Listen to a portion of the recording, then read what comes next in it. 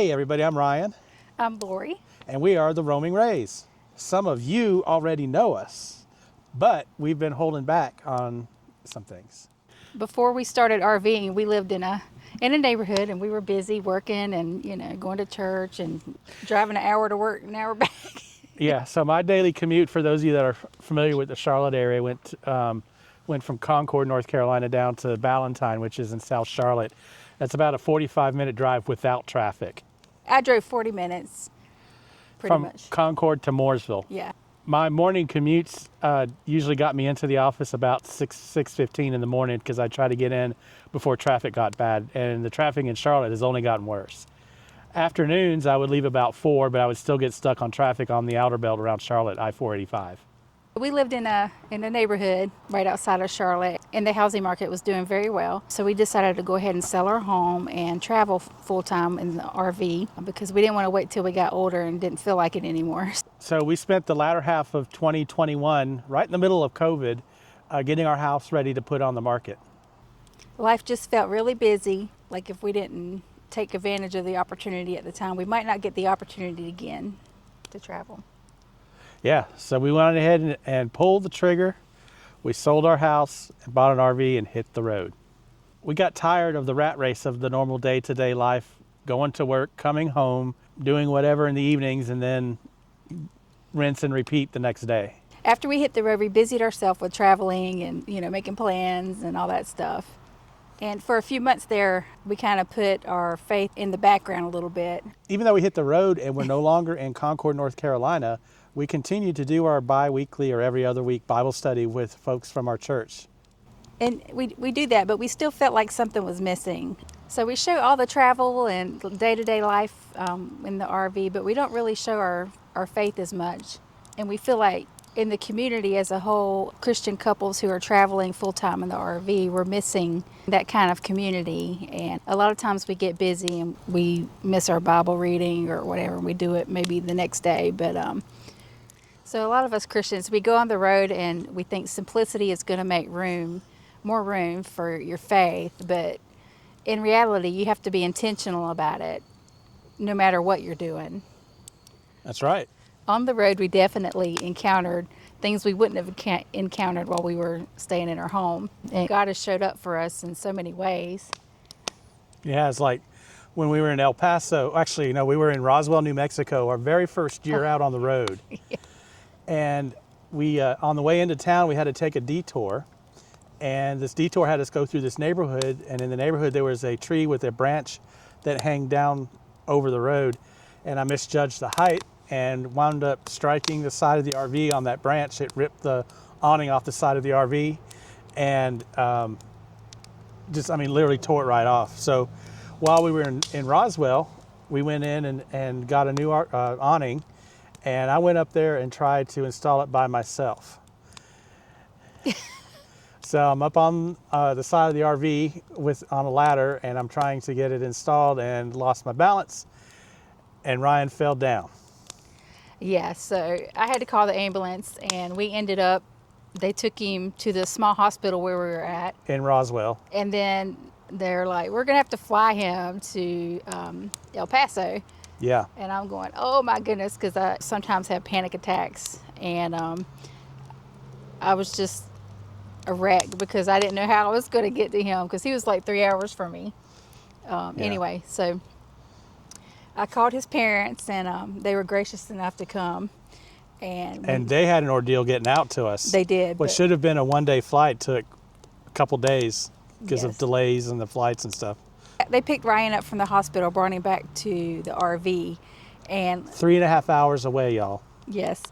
I had to drive the RV for the first time. So on the way there, I had to pull over and just say a prayer because I was a nervous wreck. And we made it there fine. I was able to pull it right in. And I cannot tell you how proud I was and still am of my wife towing our RV for the very first time. Actually, that was the second time because we went down. Going into Roswell, we actually pulled over and she drove it for about 5 miles just to see what it was like. And it's probably a good thing we did that because she had to drive it the 3.5 hours back down to El Paso. And she has never towed anything in her life, not a small trailer on a small car.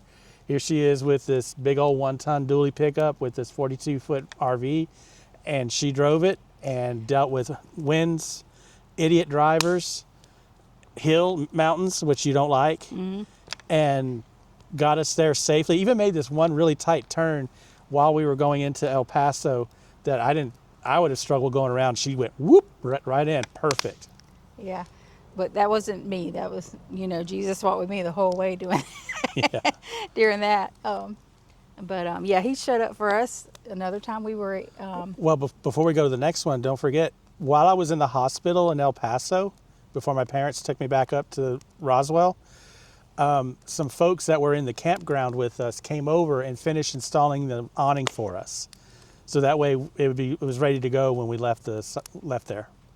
Yeah, which was awesome. Yes. Very nice of them. Another example of God showing up for us, earlier this year, we were taking our RV into a RV dealership in Salt Lake City to get it inspected for the excessive frame flex. Right after we left the RV park we spent the night in to go to that dealership, I noticed that the braking wasn't quite what it should be. I did the test pinch on the brake controller. I had nothing, so that meant we had no trailer brakes. We were purely relying on the truck brakes to slow us down and stop us. But fortunately, the dealership was what? Like a mile? If that. Yeah. If that. A mile down the road. And so we safely made it to the dealership, and then while it was there, they went in and they fixed it for us. Yeah. They figured out what it was and fixed it, but we know where we broke it at. We were coming out of Valley of Fire State Park in Nevada. And the back end of the back passenger side, the wheel came over the curb on the road, and it was pretty deep, and it broken the magnet. Yeah, the magnet on the brake broke off because there are electric brakes on this trailer, and then it also pushed the axle back on the spring a little bit. Yes, and we made it from there to Salt Lake City, so that's a good 3-day drive. Yeah. Because normally we try to keep our travels at 4 hours or less, usually about 2 hours or so is what we like to do. The one thing God has taught me more in this lifestyle is trust. To trust Him. My trust has been deepened now that we've been traveling compared to when we were sitting still at home. I've had to really lean on Him for some things. Yeah, I would say God has really reinforced that with me. Being able to rely on Him and know that, things are going to be okay as long as we, stick to His will and do what He wants us to do. Everything's going to be okay. Since we started this channel, we really haven't talked about our faith that much, simply because, we just living normal lives, and the main purpose of our channel was to share our RVing experiences and our traveling experiences, which we'll still do. But being in the RV community, we've noticed there's a need for faith-based discussions, and we've just felt led to talk about those. So that's what we've decided to do. So we're hoping to help other full-time RVers and RV Christians get closer in their walk with God with conversations around the campfire. So we're going to pivot this channel just a little bit to start talking more about our faith. We're going to have to figure out this smoke situation. Okay, go ahead. And we're going to want to bring you into the conversation. So we are going to start something new on our channel, and it's going to be called Firelight Convos. We're still going to have our normal content. We're just going to include a once-a-month firelight conversation. And may do some bread baking videos or something like that. Baking and cooking videos? Yes, Lori can cook. And I'm a picky eater, so the fact that I can say she does a great job, that should tell you something. Yeah, I definitely use that tiny kitchen. Yeah, she does. We can't wait to see you around the campfire. Subscribe to get notifications for our next videos. Give us a like if you're interested in this topic, and don't forget to comment and join in the discussion. Join us next week for a night over at Screaming Eagle Campground and a quick commute to Thousand Trails Oceana on the Washington coast, where we show you what's special about this campground and where to rent bikes for a fun beach ride.